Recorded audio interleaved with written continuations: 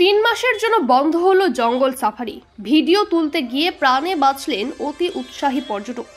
প্রতি বছরের ন্যায় এবারও 15ই জুন থেকে 15ই সেপ্টেম্বর পর্যন্ত প্রবেশ নিষিদ্ধ হলো উত্তরের সব জঙ্গলে।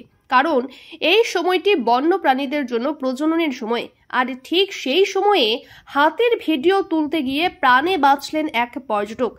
জঙ্গলি হাতির ছবি তুলতে গিয়েই বিপত্তি, রীতিমতো হাতির তাড়া খেলো এক পর্যটক।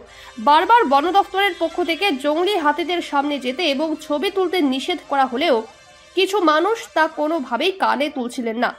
এদিন শনিবার দিন এভাবেই হাতিদের ছবি তুলতে গিয়ে তাড়া খেলো এক পর্যটক। ঘটনাটি ঘটেছে জলপাইগুড়ি জেলার মিলনপল্লী এলাকায়। ঘটনায় চাঞ্চল্য এলাকা জুড়ে। ঠিক কি হয়েছিল? এদিন দুপুরবেলায় ক্যানেল রোডের রাস্তার পাশে বৈকুণ্ঠপুর জঙ্গলে বেশ কয়েকটি হাতি দাঁড়িয়েছিল। সেই সময় সেই রাস্তা দিয়ে গাড়ি করে যাচ্ছিলেন এক পর্যটক। হাতির পাল চোখে পড়তেই গাড়ি থামিয়ে দেয় পর্যটকের গাড়িটি। পর্যটক সহ গাড়ির চালক গাড়ি থেকে নেমে হাতির খুব কাছে থেকে হাতির ছবি তুলতে যায়। তখনই ঘটে বিপদ। দলের মধ্যে থাকা একটি হাতি আচমকাই ওই পর্যটককে তাড়া করে। স্বাভাবিকভাবেই হাতিকে ভয় দেখে পালায় ওই পর্যটক। তবে সেই সময় রাস্তার পাশে দাঁড়িয়ে থাকা ডাম্পার চালকেরা সজোরে গাড়ির হর্ন বাজাতেই থেমে যায় হাতিটি, আর তাতেই প্রাণে বাঁচল ওই পর্যটক এবং গাড়ির চালক।